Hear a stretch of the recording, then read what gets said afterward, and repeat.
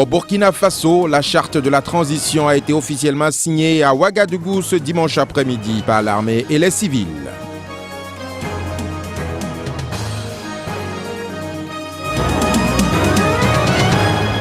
Mobilisation internationale contre l'épidémie Ebola en Afrique de l'Ouest. La Chine envoie 160 personnels de santé. Pendant ce temps, le Mali reçoit le soutien de la France.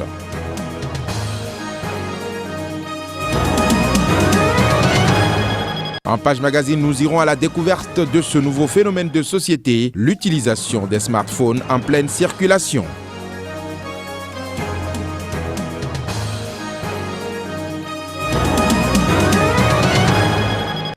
Nous sommes le 17 novembre 2014. Mesdames et messieurs, bonjour et bienvenue à cette édition que nous ouvrons par le Burkina Faso. Le tout nouveau président de la transition est connu depuis cette nuit. Il s'appelle Michel Kafando. Juste après sa désignation, le diplomate burkinabé Michel Kafando a qualifié ce lundi matin de redoutable responsabilité sa nomination au poste de président intérimaire de Burkina Faso qu'il conduira pendant un an jusqu'aux élections de novembre 2015. Michel Kafando, après une vie consacrée à la diplomatie, termine sa carrière au prestigieux poste de président intérimaire du Burkina Faso. Âgé de 72 ans, cet homme de grande taille aux cheveux noirs légèrement grisonnants s'est présenté en costume cravate distingué et serein pour son audition ce dimanche en début de soirée par le collège de désignation composé de 23 membres dont une majorité de civils. Michel Kafando, figure de la diplomatie burkinabé, a été ambassadeur de la Haute-Volta puis du Burkina Faso auprès des Nations Unies respectivement en 1981 et 82 et de 98 à 2011. Il a également été ministre des Affaires étrangères dans plusieurs gouvernements entre 82 et 83. Sa nomination sera rapidement validée au cours de cette journée par le Conseil constitutionnel, à nouveau actif depuis que le lieutenant-colonel Zida a rétabli la loi fondamentale. Le samedi dernier, la désignation de ce président intérimaire intervient quelques heures après la signature de la charte de transition qui doit servir de constitution intérimaire ce dimanche après-midi à Ouagadougou par l'armée et les civils. Le lieutenant-colonel Isaac Zida, homme fort du pays depuis la chute de Blaise Compaoré, a été longuement applaudi par environ 200 personnes présentes lorsqu'il a apposé son paraphe sur le document, marquant ainsi son acceptation d'un retour du pouvoir aux civils. La charte a ensuite été signée par Zéphirin Diabré, le chef de file de l'opposition, Amadou Dabo, le représentant de l'ancienne majorité, et Luc Marius Ibriga, un membre éminent de la société civile, était également présent à cette cérémonie de signature. Le ministre sénégalais des Affaires étrangères, Mankeur Ndiaye, et Désiré Kadri Ouedraogo, le président de la commission de la CEDEAO. Et puis juste après la signature de la charte de transition par les forces vives de la nation burkinabé, le désormais ancien homme fort du pays, le lieutenant-colonel Isaac Zida, s'est prononcé pour rassurer les acteurs présents de sa détermination à accompagner les nouveaux dirigeants à bon port. Je vous propose ici de suivre le lieutenant-colonel Isaac Zida et quelques autres participants à cette cérémonie.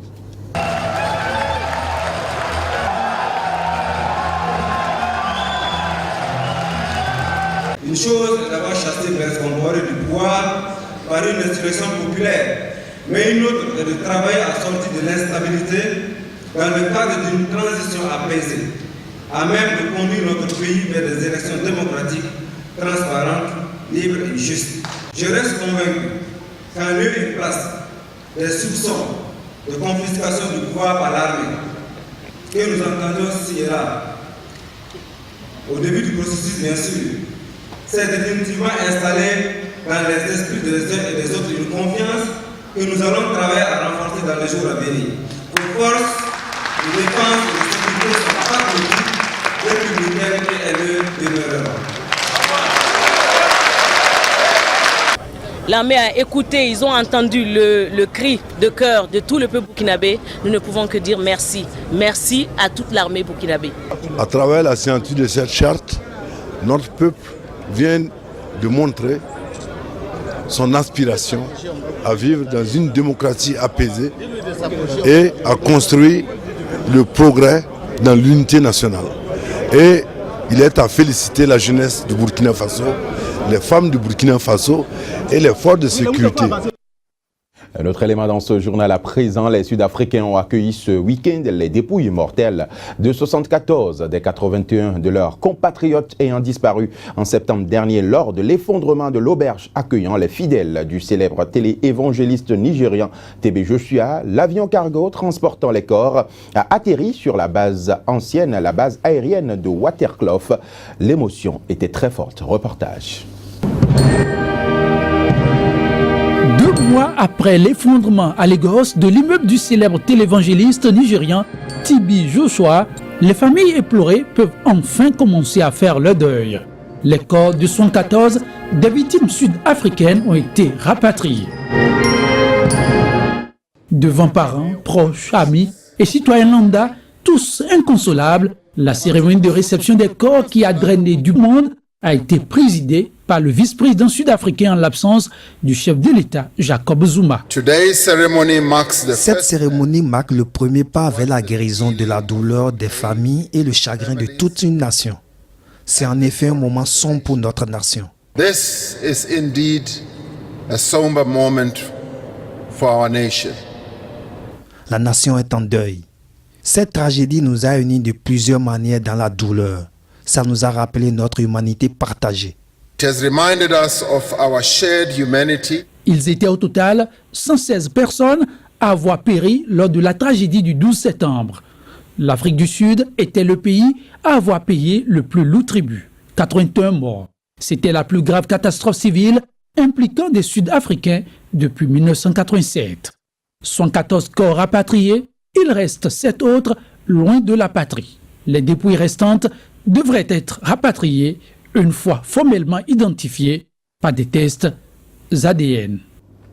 Le Nigeria à présent, Chibok, la ville où plus de 200 lycéennes ont été enlevées en avril dernier, serait à nouveau sous le contrôle des autorités nigérianes. Tombée en cours de cette semaine aux mains du groupe islamiste Boko Haram, elle aurait été reprise hier par l'armée et les miliciens locaux. Des précisions ici à travers ce reportage. Le groupe islamiste Boko Haram ne serait pas parvenu à garder pendant 72 heures sa nouvelle conquête Chibok.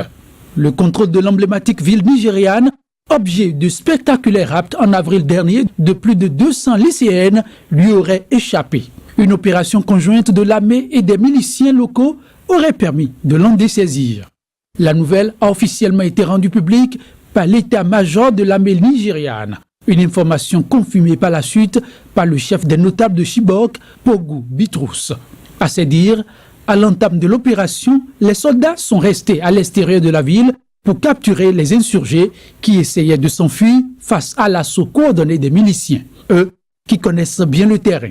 Depuis quelques semaines, ces miliciens, essentiellement de jeunes gens, semblent s'être substitués à l'armée dans plusieurs zones au nord-est du Nigeria. À la prise de Chibok un peu plus tôt par Boko Haram, plusieurs habitants ont affirmé que l'armée, à l'arrivée des assaillants, avait fui, laissant les miliciens combattre seuls.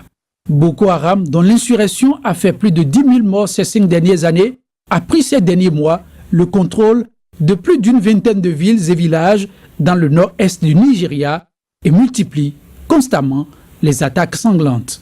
Plus de 6 mois après l'enlèvement des lycéennes, le groupe islamiste retient toujours par devant lui en captivité 219 adolescentes. La nouvelle du virus Ebola à présent, 160 personnels de santé chinois sont arrivés ce week-end au Libéria.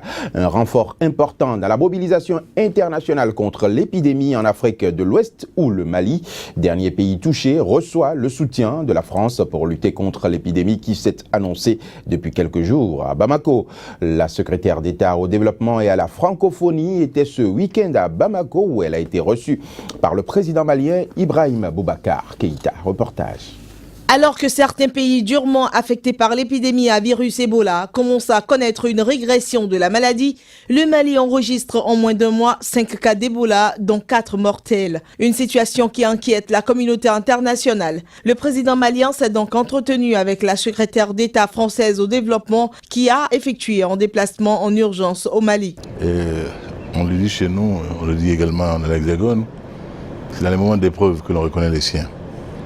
Donc la France, encore une fois, est aux côtés du Mali pour faire en sorte que nous arrivions à contenir cette épidémie-là et à la bouter hors de non seulement de nos frontières, mais d'Afrique également aussi. Dans le souci de ne pas assister à une nouvelle flambée de l'épidémie, un plan de lutte sera mis à exécution au Mali. Il était important que je puisse venir rapidement réexprimer effectivement cette solidarité, comme le disait le président, mais surtout proposer au président malien la collaboration de la France dans la mise en place du plan de lutte contre Ebola. Ce plan de lutte qui est en place, la nomination d'un coordinateur qui a été fait aujourd'hui en Mali, c'est comment la France peut venir soutenir cette action. Tous les efforts sont davantage conjugués pour contenir la propagation de l'épidémie, ayant déjà fait près de 5200 morts, essentiellement au Libéria, en Sierra Leone et en Guinée. Parlons à présent environnement. Les pays du G20 en sont parvenus à s'entendre ce dimanche au terme d'âpres négociations en promettant une action forte et efficace pour le climat. C'était à l'issue du sommet de 2 jours qui s'est tenu à Brisbane, en Australie. Une rencontre les moins chaleureuses, dominée par des tensions avec la Russie.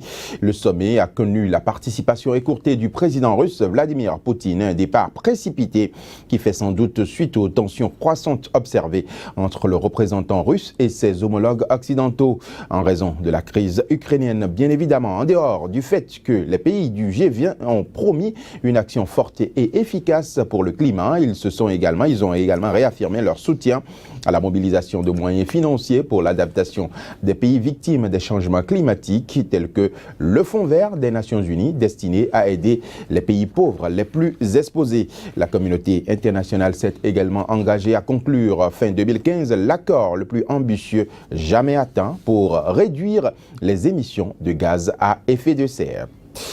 La page magazine de cette édition à présent, allons à la découverte de ce nouveau phénomène de société qui prend de l'ampleur dans les grandes capitales. Les smartphones ont changé le mode de vie des populations, mettant même en péril la vie humaine. Pianoter en marchant ou en traversant les routes dangereuses, un nouveau mode de vie adopté par les populations jeunes à travers le monde entier, malgré les nombreux accidents et les campagnes de sensibilisation. Le phénomène est toujours croissant. Au Japon, par exemple, quand les voitures s'arrêtent au gigantesque carrefour tokyoïte de Shibuya, l'un des plus fréquentés du monde entier, des centaines de personnes foncent tête baissée pour traverser, les yeux rivés sur leur smartphone. Reportage. Marcher les yeux rivés sur son téléphone portable est-il le nouveau danger du 21e siècle ? Au Japon, 122 personnes ont été blessées de cette façon entre 2010 et 2013. L'année dernière, un homme est même mort écrasé par un train après être tombé sur les rails quand il utilisait son mobile. Ici, au carrefour de Shibuya à Tokyo, l'un des endroits les plus fréquentés de la planète, il faut redoubler d'attention pour éviter l'accident. Si on met son téléphone vers le bas, on ne voit rien. Mais si on le place à hauteur des yeux, c'est plus facile de contrôler ce qu'on a devant soi. Je bloque mon coude comme ça pour toujours garder le téléphone en face de moi. Cette vidéo a pour but de sensibiliser les écoliers japonais au danger des smartphones. Si 1500 personnes traversaient ce carrefour en même temps sans décrocher les yeux de leur téléphone, cela entraînerait 446 bousculades, 103 chutes et 21 téléphones par terre. L'opérateur de téléphonie mobile qui a réalisé cette simulation et publie ses brochures pédagogiques prend le problème très au sérieux. Avec cette vidéo, nous avons voulu montrer aux enfants que si ce genre de situation est actuellement improbable, elle pourra devenir probable dans un avenir proche. C'est dangereux, et il est de notre devoir de faire en sorte que ça ne se produise pas. Un peu partout dans le monde, les initiatives se multiplient. Plusieurs développeurs ont mis au point des applications soit pour faciliter l'envoi de messages en marchant, soit au contraire pour bloquer l'écran du téléphone lorsqu'il est en mouvement. À Chongqing, en Chine, une nouvelle voie piétonne dédiée aux utilisateurs de mobile a récemment fait le buzz. Les réactions sont mitigées. Ça peut être plus dangereux, les trottoirs sont à double sens. Et si on ouvre en plus une voie pour utiliser les smartphones, les gens vont se rentrer dedans. Il y a 100 ans, on disait que nous autres Chinois avions été vaincus par l'opium. Aujourd'hui, nous avons été vaincus par les téléphones portables. L'utilisation compulsive du smartphone est de plus en plus considérée comme une addiction qu'il faut combattre par la loi. Aux États-Unis, l'État de New York a tenté plusieurs fois de faire interdire l'utilisation d'appareils électroniques pour les piétons traversant la rue. Jusqu'ici, sans succès. Voilà qui vient mettre fin à cette édition. Mais avant de partir, la pensée africaine du jour est une pensée qui nous vient du Cameroun et qui dit « Tout a une fin, sauf la banane qui en a deux ». Tout a une fin, sauf la banane qui en a deux. Merci une fois encore de nous avoir suivis. C'était le journal sur Sika TV. L'information se poursuit sur www.sikatv.info.